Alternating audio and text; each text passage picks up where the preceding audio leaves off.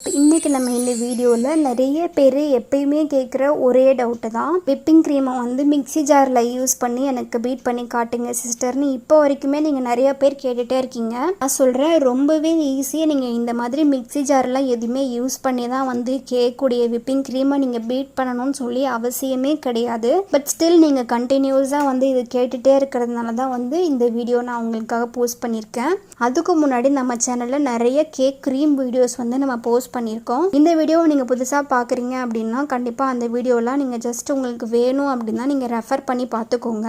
Mixie மட்டுமே use பண்ணி எப்படி விப்பிங் க்ரீமை நல்லா பீட் பண்ணணும்னு சொல்லி பார்க்கலாம்.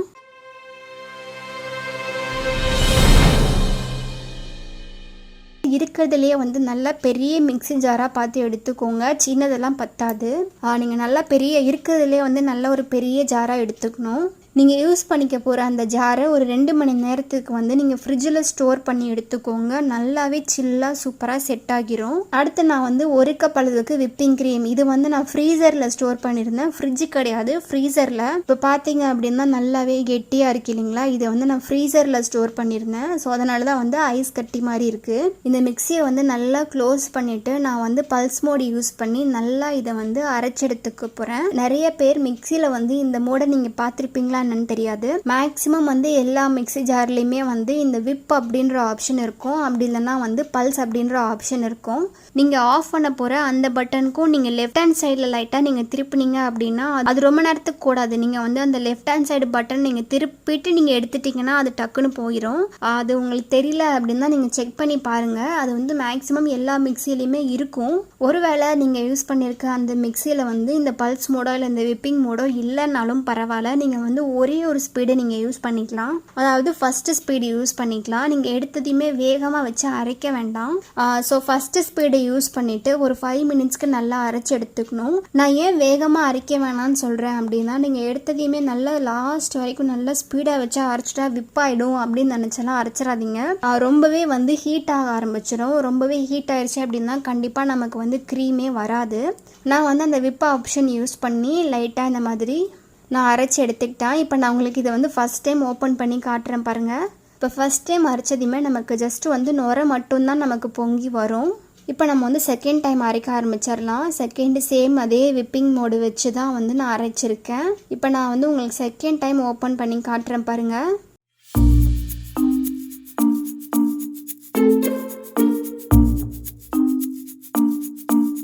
இப்போ பாருங்கள், உங்களுக்கு தேர்ட் டைம் நான் ஓப்பன் பண்ணி காமிக்கிறேன். தேர்ட் டைமில் உங்களுக்கு தெரிஞ்சிருக்கும் நல்லா க்ரீமியாக சேஞ்ச் ஆக ஆரம்பிச்சிருச்சு.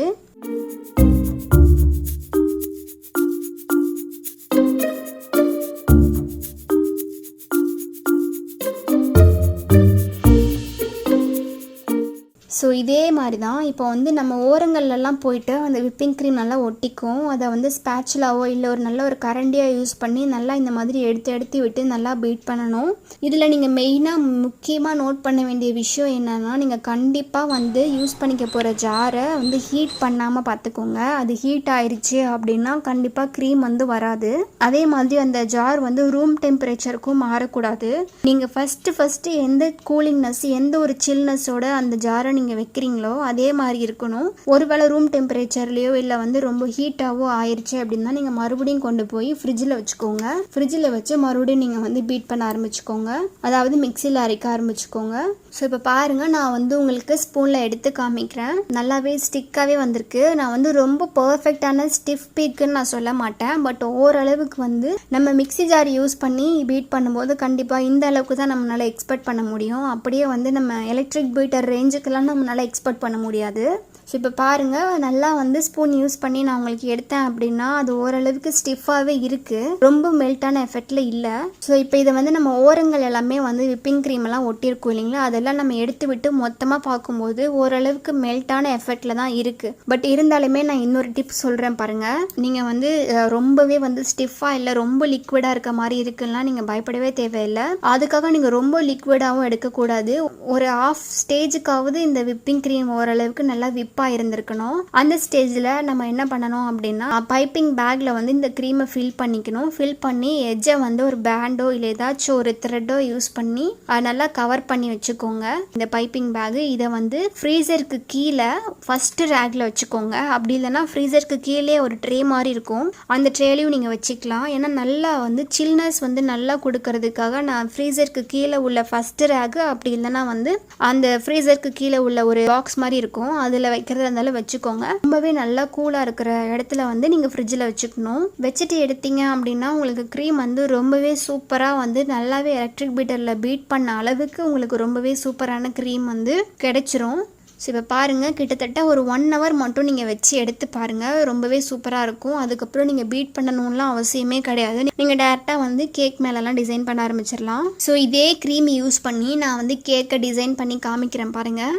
இந்த கேக் பார்த்தீங்க அப்படின்னா நம்மளுடைய லாஸ்ட் வீடியோவில் கேக் ப்ரீமிக்ஸ் நான் வீட்டில் பண்ணியிருந்தேன். அந்த கேக் ப்ரீமிக்ஸ் யூஸ் பண்ண கேக் தான் இது. இப்போ இந்த கேக்கு தான் வந்து நான் டிசைன் பண்ணி காமிக்க போகிறேன்.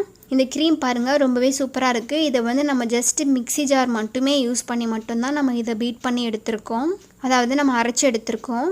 ஸோ இப்போ நார்மலாக நீங்கள் கேக் எப்படி டிசைன் பண்ணுவீங்களோ அந்த மாதிரி டிசைன் பண்ணிக்கலாம். உங்களுக்கு இடையில மெல்ட் ஆகிற மாதிரி இருந்துச்சு அப்படின்னா நீங்கள் அடிக்கடி ஃப்ரிட்ஜில் வந்து இந்த கேக்கை வச்சு எடுத்து நீங்கள் டிசைன் பண்ணிக்கலாம், ரொம்பவே பர்ஃபெக்டாக வரும். ஸோ இப்போ பாருங்கள், நான் இந்த க்ரீமை யூஸ் பண்ணி மொத்தமாக என்டையர் கேக்குமே நல்லா அழகாக கவர் பண்ணி எடுத்துக்கிட்டேன். ஸோ கவர் பண்ணதையுமே இதை கொஞ்ச நேரத்துக்கு நல்லா ஃப்ரிட்ஜில் வச்சு நல்லா அழகாக செட் ஆகிற வரைக்கும் விட போகிறேன். எனக்கு ஜஸ்ட் ஒரு 1/2 hour ஃப்ரிட்ஜில் வச்சு எடுத்தால் போதும், நல்லாவே செட் ஆகிரும். ஸோ இப்போ 1/2 hour கழித்து பாருங்கள், நான் வந்து நல்லா வந்து நாசில் யூஸ் பண்ணி ரொம்பவே சூப்பராக நான் டிசைன் பண்ணிக்க போகிறேன். பாருங்கள், உங்களுக்கு எந்த டிசைன் வருதோ, எந்த நாசில் வீட்டில் இருக்கோ நீங்கள் அதுக்கேற்ற மாதிரி உங்களுக்கு பிடிச்ச மாதிரி ரொம்பவே டிசைன் பண்ணிக்கலாம். அடுத்து நான் இது கூடயே வந்து கேக் கிளிட்டர்ஸ்ன்னு சொல்லிட்டு நான் வந்து போட்டிருப்பேன், ரொம்பவே கலர்ஃபுல்லாக இருக்கும். அது நான் எப்படி பண்ணணும்னு சொல்லிட்டு முன்னாடியே வந்து வீடியோவில் போட்டிருக்கேன். நான் அதுதான் வந்து இப்போ யூஸ் பண்ணிக்க போகிறேன். அந்த கிளிட்டர்ஸ் யூஸ் பண்ணி எவ்வளோ சூப்பராக டிசைன் பண்ணிக்க போகிறோம் பாருங்கள். இது பார்க்கவே ரொம்பவே சூப்பராக அழகாக இருக்குது. பாருங்கள், நம்ம மிக்ஸி ஜார் மட்டுமே யூஸ் பண்ண க்ரீம் வந்து எவ்வளோ சூப்பராக எவ்வளோ பர்ஃபெக்டாக இருக்குது அப்படின்னு. அதே மாதிரி இந்த கிளிட்டர்ஸும் பாருங்கள், நம்ம சேனலில் ஆல்ரெடியே போட்ட கிளிட்டர் தான், அதுவும் எவ்வளோ சூப்பராக பார்க்க அழகாக இருக்குன்னு பாருங்கள்.